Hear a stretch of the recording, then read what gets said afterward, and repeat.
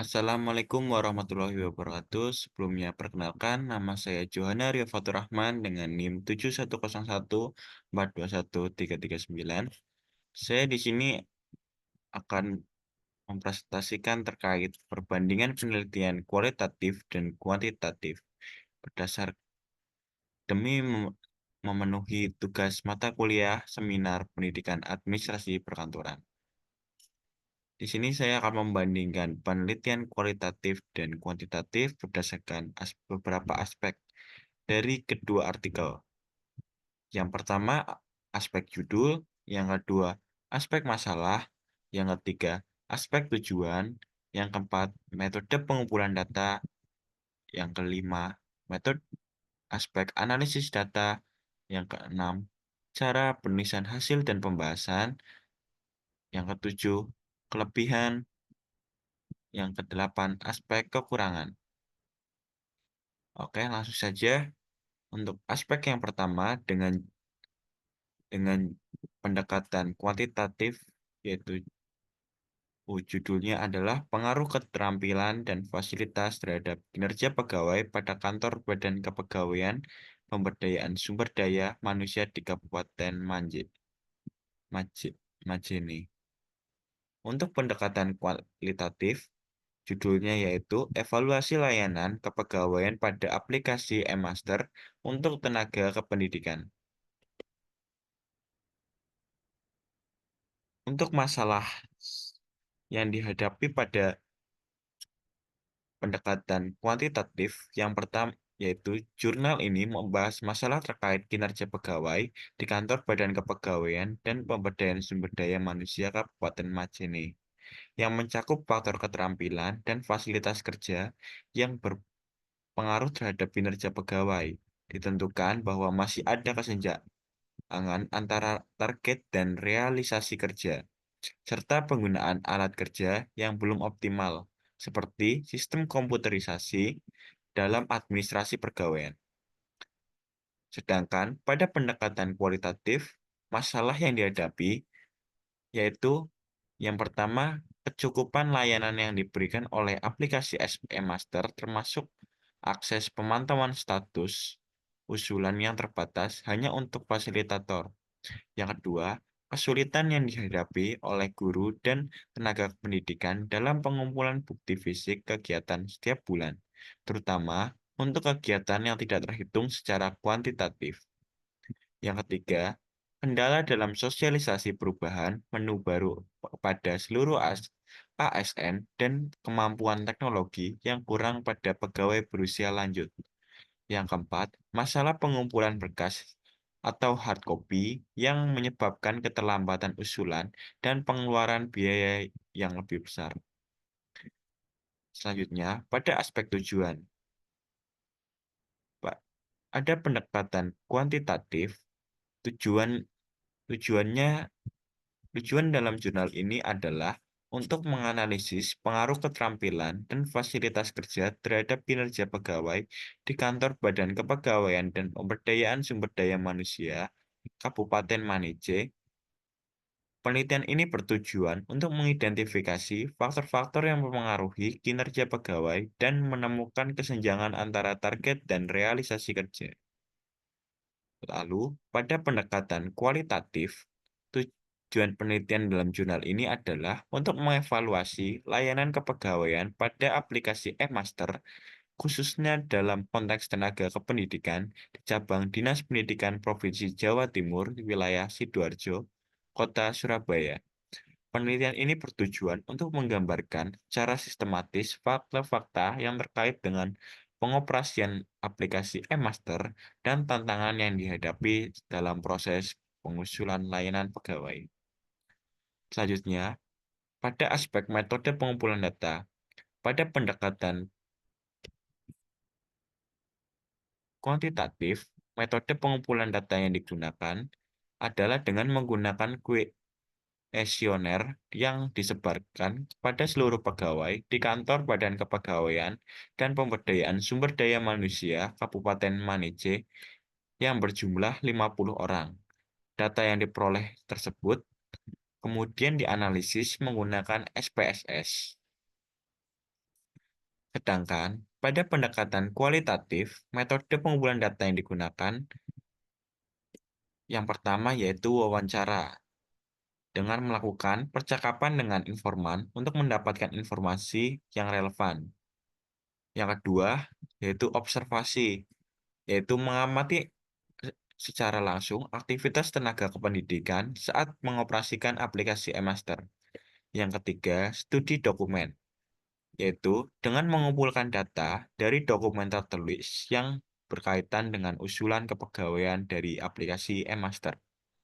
Selanjutnya, pada aspek analisis data, untuk pendekatan kuantitatif, analisis data dalam penelitian ini dilakukan dengan menggunakan software SPSS. Hasil analisis kemudian menunjukkan bahwa keterampilan dan fasilitas kerja berpengaruh secara signifikan terhadap kinerja pegawai.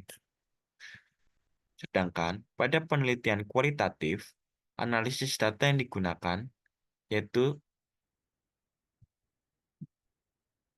proses analisis data mencakup beberapa kegiatan. Yang pertama, reduksi data, yaitu dengan memilih dan memusatkan perhatian pada data yang relevan, serta mengabstraksi dan mentransformasi data kasar dari lapangan.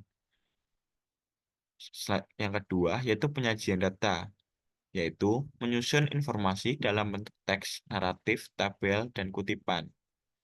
Hasil wawancara untuk memberikan gambaran empirik tentang situasi yang terjadi. Yang ketiga, analisis hasil. Dengan menggunakan indikator evaluasi kesuksesan e-government untuk menganalisis data yang mencakup efektivitas, efisiensi, kecukupan, pemerataan, responsivitas, dan ketepatan. Pada aspek cara penulisan hasil dan pembahasannya,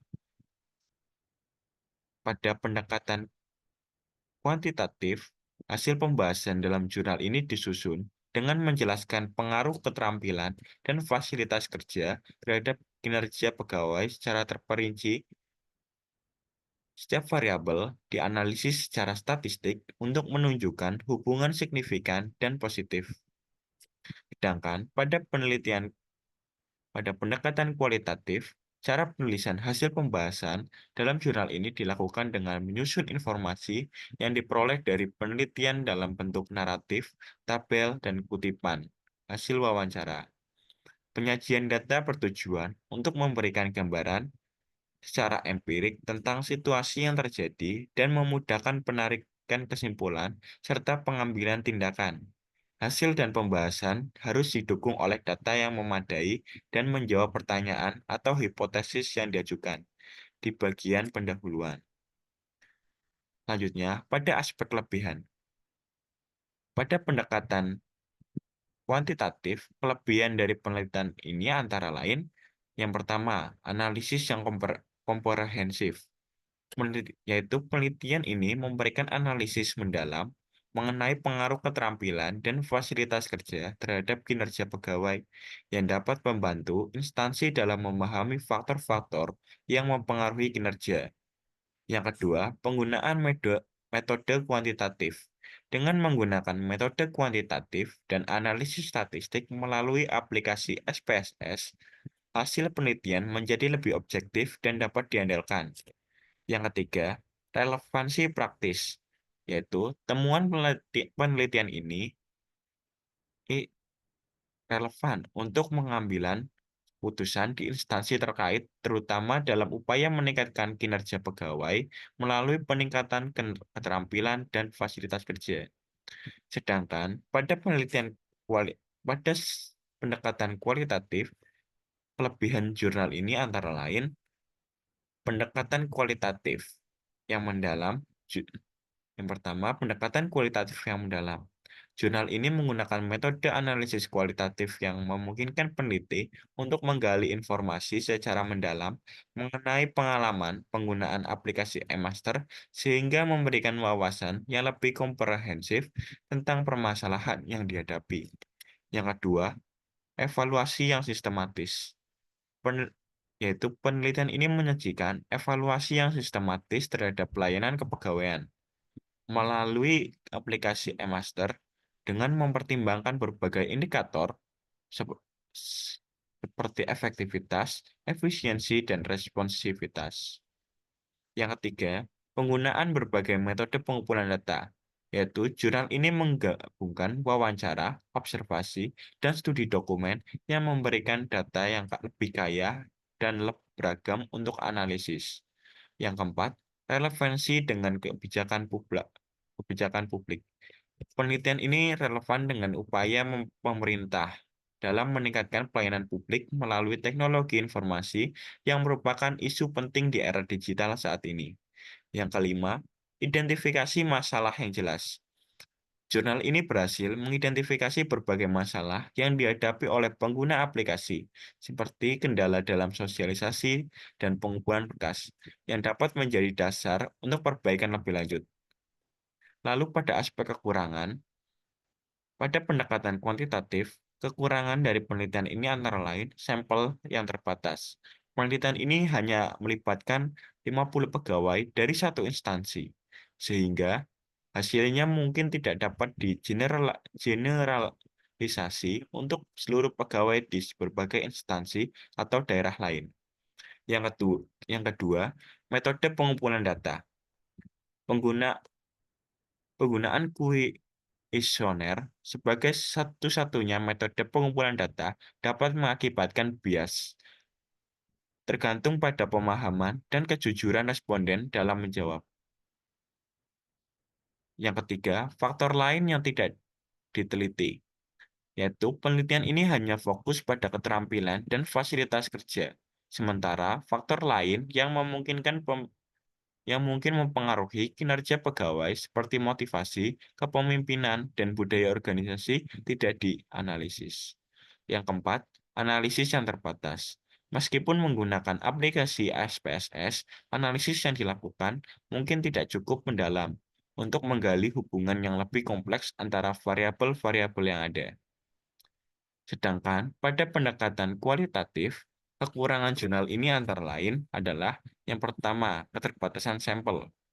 Penelitian ini mungkin memiliki keterbatasan sampel dalam hal jumlah dan variasi sampel yang digunakan yang dapat mempengaruhi generalisasi hasil penelitian ke populasi yang lebih luas.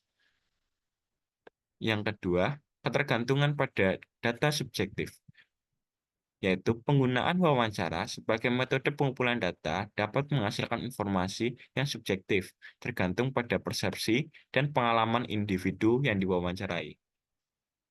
Yang ketiga, kurangnya data kuantitatif.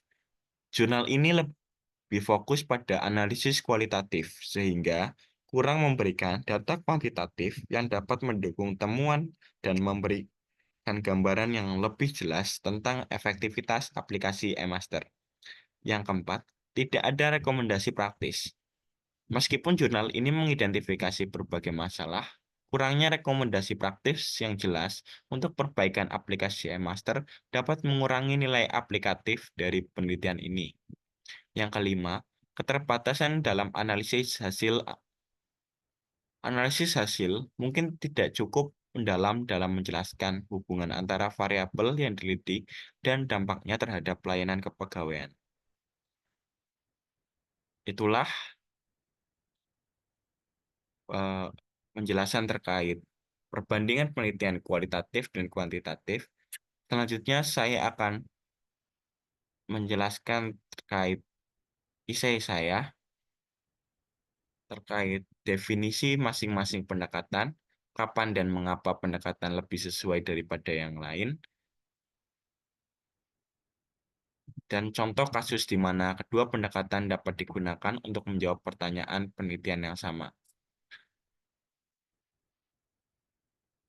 Jadi, oke, langsung saja. Penelitian kualitatif adalah pendekatan yang menekankan pada pemahaman mendalam tentang perilaku, pengalaman, atau makna dari suatu fenomena. Data yang dihasilkan bersifat deskriptif seperti wawancara, observasi, dan analisis teks. Tujuan utamanya adalah untuk mengungkapkan pemahaman subjektif atau sudut pandang individu atau kelompok. Sedangkan penelitian kuantitatif adalah pendekatan yang menekankan pada pengukuran dan analisis data numerik. Data dikumpulkan dalam bentuk angka dan analisis menggunakan statistik untuk menemukan pola atau hubungan metode yang sering digunakan dalam penelitian kuantitatif, meliputi survei dengan kuesioner, terstruktur, eksperimen, dan analisis statistik. Tujuannya adalah untuk menghasilkan temuan yang dapat digeneralisasikan ke populasi yang lebih besar. Pendekatan kualitatif lebih cocok digunakan ketika peneliti ingin mengeksplorasi topik yang belum banyak dipahami atau ketika ingin memahami pengalaman atau perspektif individu secara mendalam. Misalnya, jika peneliti ingin mengetahui bagaimana perasaan seseorang tentang dampak perubahan iklim terhadap kehidupan sehari-hari. Penelitian kualitatif akan membantu untuk menggali lebih dalam pemikiran dan perasaan orang tersebut. Sebaliknya, penelitian kuantitatif lebih digunakan ketika peneliti ingin mengukur sesuatu secara objektif, mencari pola, atau membuat generalisasi. Misalnya, jika peneliti ingin mengetahui berapa persen masyarakat yang percaya bahwa perubahan iklim berdampak negatif terhadap kehidupan mereka, survei kuantitatif bisa memberikan data yang lebih konkret dan terstruktur. Contoh kasus di mana kedua pendekatan dapat digunakan, yaitu misalkan ada suatu perusahaan yang ingin tahu bagaimana program pelatihan karyawan baru mempengaruhi kinerja mereka. Dengan penelitian kualitatif, untuk memahami pengalaman karyawan baru secara lebih mendalam, perusahaan bisa melakukan wawancara atau diskusi kelompok dengan beberapa karyawan yang baru saja menyelesaikan pelatihan. Mereka akan ditanya tentang pengalaman mereka selama mengikuti program pelatihan. Apakah materi pelatihan mudah dipahami? Apakah mereka merasa lebih siap menghadapi tugas pekerjaan? Atau serta tantangan yang mereka hadapi selama pelatihan? Dari wawancara tersebut, perusahaan bisa mendapatkan masukan yang lebih mendetail tentang bagaimana para karyawan merasa setelah pelatihan dan apa yang menurut mereka perlu ditingkatkan. Misalnya, ada karyawan yang merasa pelatihannya terlalu cepat, atau mungkin merasa kurangnya latihan langsung di tempat kerja. Semua ini memberikan gambaran yang lebih lengkap dari sudut pandang individu.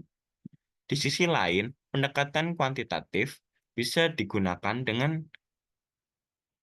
menyebarkan survei kepada semua karyawan yang mengikuti pelatihan. Dalam survei ini, karyawan dapat diminta menilai aspek-aspek tertentu dari program pelatihan, seperti seberapa efektif mereka merasa pelatihan membantu meningkatkan keterampilan mereka dengan skala dari 1 hingga 5. Data dari survei ini bisa diolah untuk mengetahui rata-rata kepuasan karyawan terhadap pelatihan, atau seberapa banyak karyawan yang merasa kinerjanya meningkat setelah pelatihan. Selain itu, perusahaan juga bisa mengumpulkan data kinerja karyawan sebelum dan sesudah pelatihan, misalnya dengan melihat laporan produktivitas atau tingkat kesalahan kerja. Dari sini, perusahaan bisa melihat apakah ada perbedaan yang signifikan dalam kinerja karyawan setelah pelatihan. Kedua pendekatan tersebut bisa saling melengkapi. Data kuantitatif dari survei dan laporan kinerja bisa memberikan gambaran umum tentang efektivitas pelatihan secara keseluruhan. Misalnya, perusahaan mungkin menemukan bahwa karyawan merasa pelatihan membantu meningkatkan kinerja mereka. Namun, data kualitatif dari wawancara bisa membantu menjelaskan mengapa ada karyawan yang merasa pelatihan tersebut kurang efektif dengan cerita atau pengalaman pribadi mereka.